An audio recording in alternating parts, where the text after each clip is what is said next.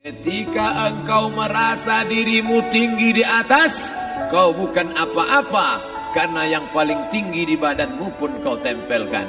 Tapi saat kau jatuh, rendah, down, stres, kau jangan merasa rendah, karena kau tegak berdiri di hadapan Allah. Kau angkat dua tangan, Allah Akbar.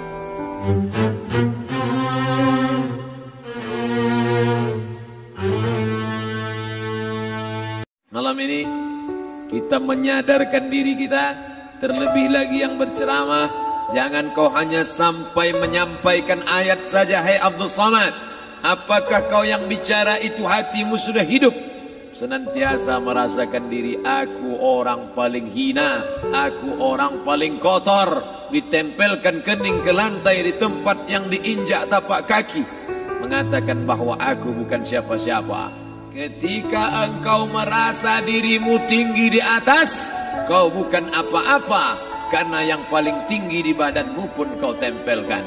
Tapi saat kau jatuh, rendah, down, stres, kau jangan merasa rendah, karena kau tegak berdiri di hadapan Allah. Kau angkat dua tangan, Allah Akbar.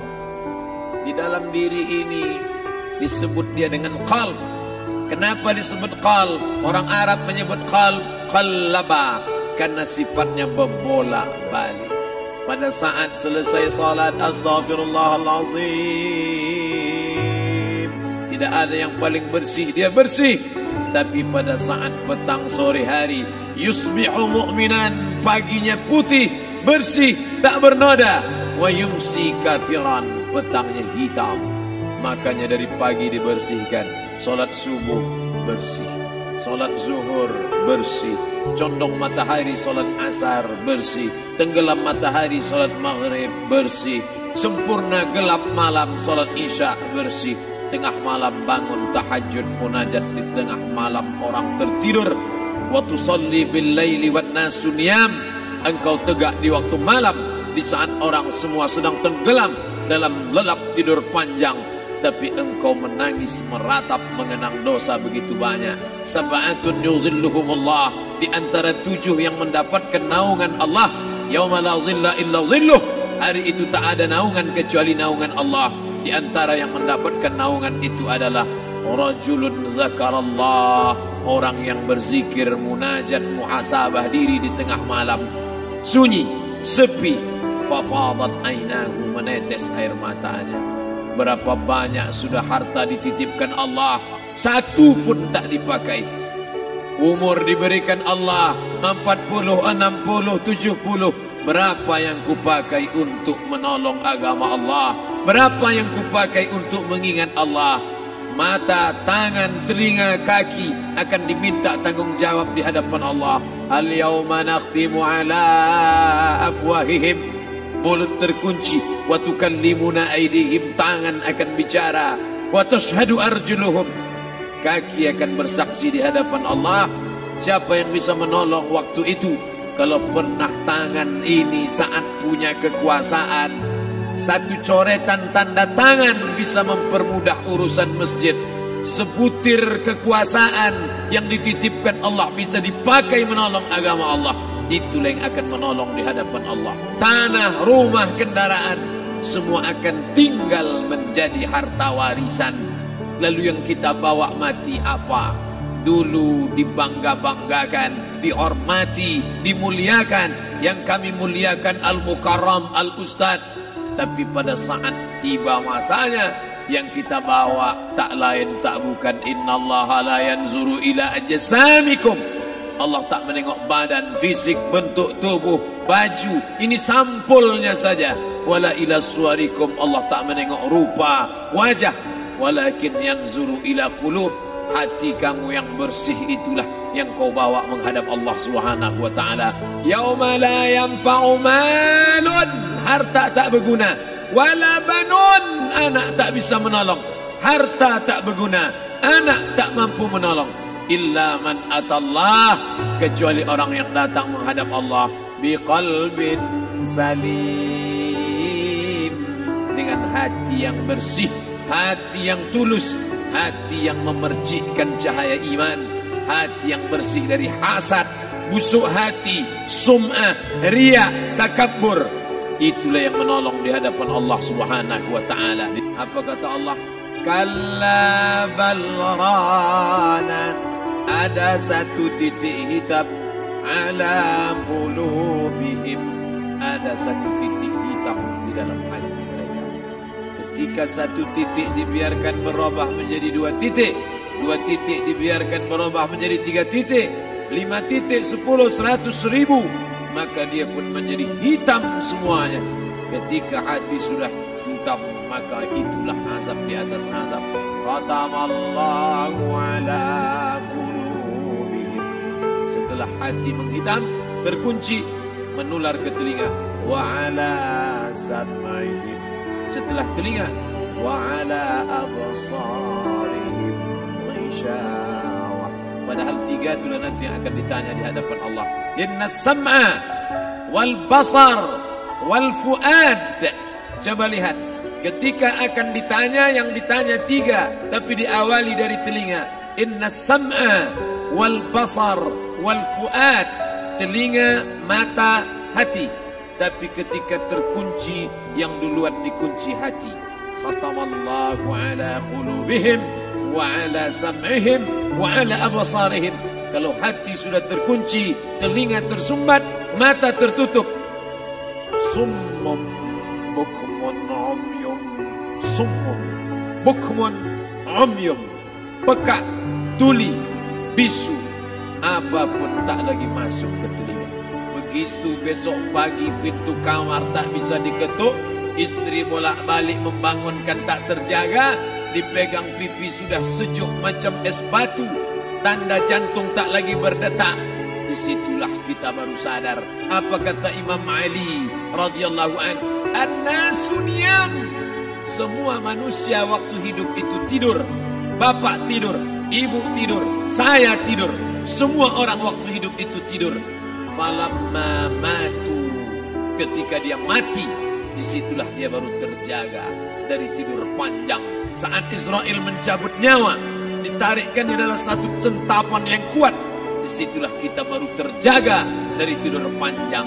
Betapa aku meninggalkan salat, betapa aku tak berzakat, betapa dulu kekuasaan. Aku lulus umur 30, pensiun 58, 28 tahun, apapun tak pernah kubuat untuk agama. Sibuk membesarkan anak, sibuk mengurus warisan.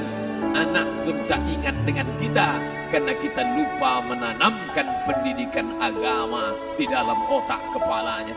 Andai dulu pernah dia dibawa ke masjid, takkan dia lupa mendoakan selesai sholat, Rabbighfirli wali walidayya warhamhuma kama rabbayani shaghira.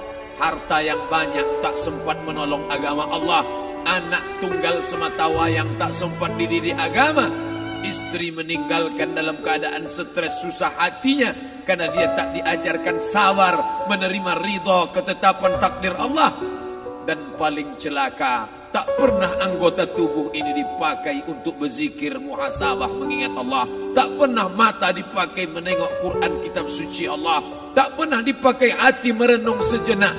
Apa yang akan kubawa mati menghadap Allah Subhanahu wa ta'ala. Dari dalam tanah naik ke atas tanah, ngurus tanah, ngurus tanah, ngurus tanah, masuk ke dalam tanah. Abdul Somad dari dalam tanah naik ke atas tanah, ceramah, ceramah, ceramah, ceramah, ceramah, masuk balik ke dalam tanah. Yang kau bawa apa? Baju koko tinggal, peci tinggal, pakaian kehormatan tinggal.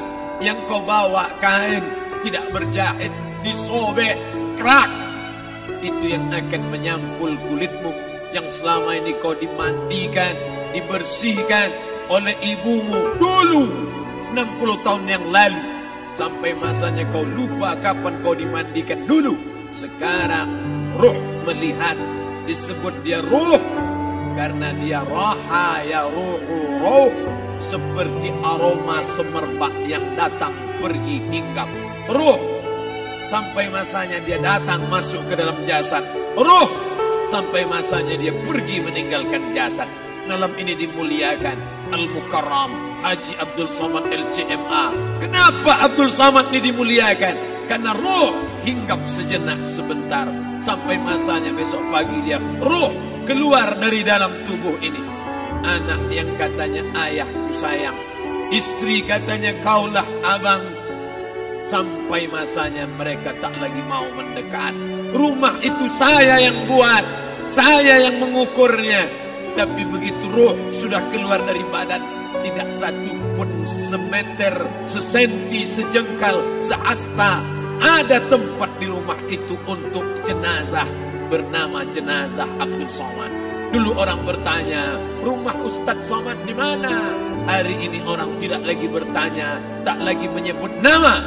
Orang sudah mengatakan kuburnya mana. Mana kawan, sahabat, andai tolan, anak menantu, teman sekantor, semuanya pergi meninggalkan. Yang tetap dibawa, kalau pernah kaki melangkah sholat berjamaah di masjid, kalau pernah tangan mengusap kepala anak yatim, kalau pernah tangan mengucap subhanallah. Nanti di akhir tausiah kita akan berzikir, munajat, muhasabah diri, berdoa, mengenang apa yang akan kita bawa menghadap Allah Subhanahu wa taala.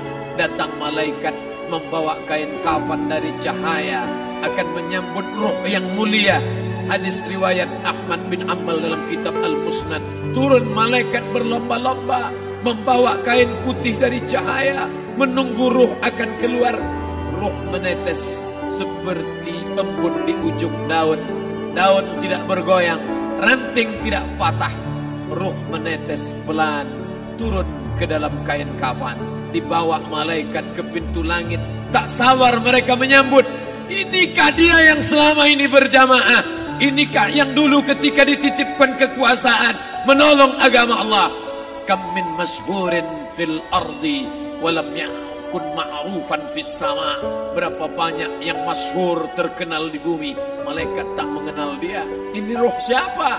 Tapi ini bukan LCMA, dia bukan ustaz, dia bukan ulama, tapi imannya dalam.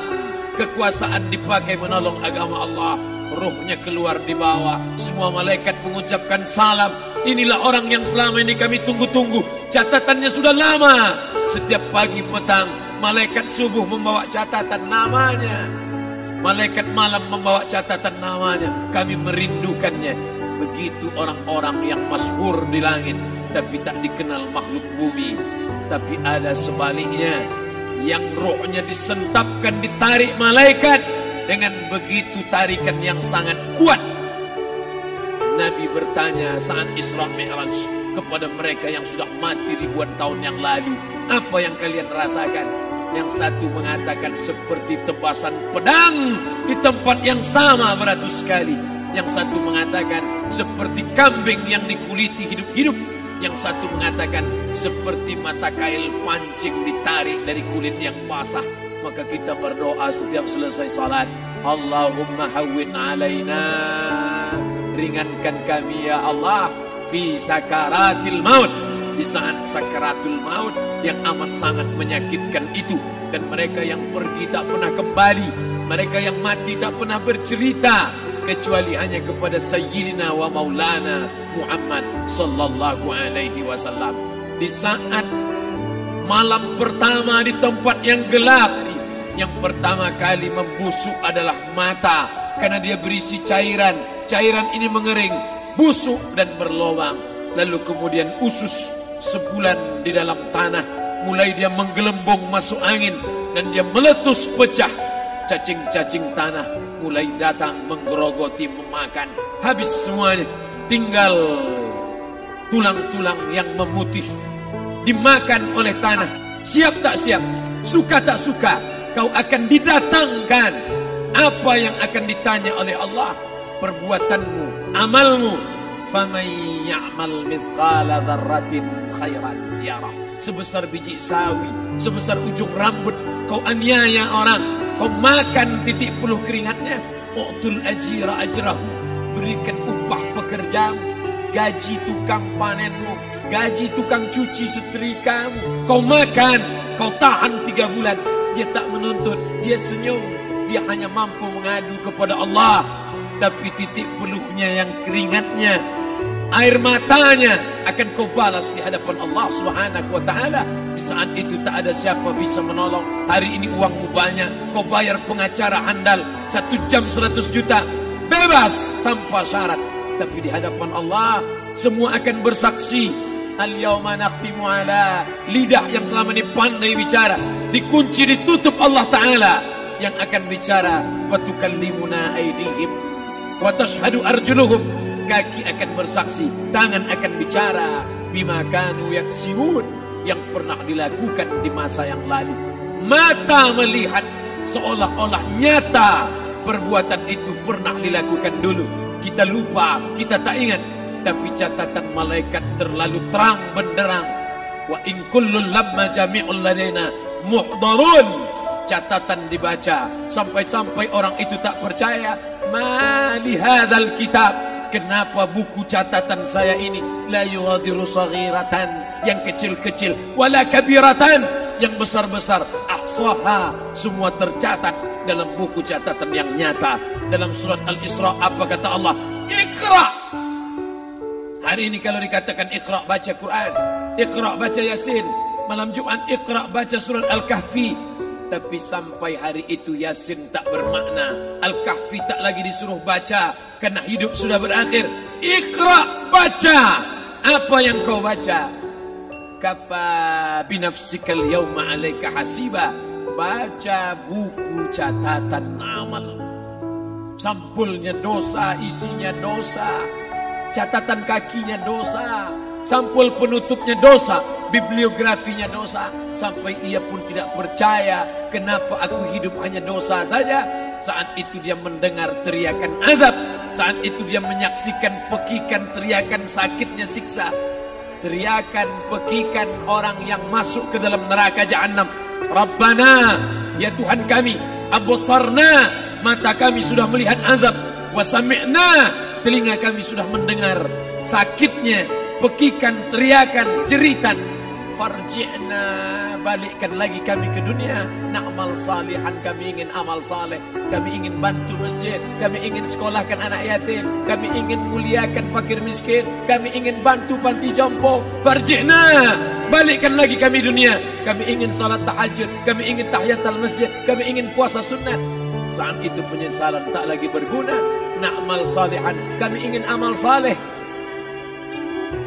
Andai kau beri kami tenggat waktu ya Allah, laula akhartani, kalau kau beri aku waktu, ila ajalin qarib, aku tak minta hidup 1000 tahun, ila ajalin qarib, sebentar saja kau hidupkan aku ya Allah. Memangnya kalau ku tambah hidupmu kau mau apa? Fa asaddaqa, aku mau bersedekah, wa akum minas salihin, aku ingin jadi orang saleh. Tapi hari itu tidak berguna. Di situ orang baru tahu apa yang pernah dilakukan dulu, yang di masa lalu tak ada cara lain kecuali malam ini kita bertaubat, taubat nasuha, mandi, salat sunat taubat. Ma min muslimin yuznibu dzamban, ada orang silap, khilaf, buat dosa, salah. Siapa yang tak pernah salah? Sedangkan datuk moyang kita Adam pun salah, tapi dia mengetahui, sadar salahnya. Dia berdoa, Rabbana zalamna anfusana, kami sudah menzalimi diri kami. Fa illam taghfir lana, kalau kau tidak mengampuni kami, wa tarhamna, kalau kau tidak merahmati kami, dan nakunanna minal khasirin, kami termasuk orang yang rugi ya Allah. Maka malam ini kita bermunajat kepada Allah, berdoa, mengenang masa lalu, bergelimang dosa, besok tak akan kita ulang. Kita minta ampun kepada Allah Subhanahu wa taala. Astaghfirullahalazim, astaghfirullahalazim, astaghfirullahalazim. Ampunkan silap salah kami ya Allah. Astaghfirullahalazim, astaghfirullahalazim.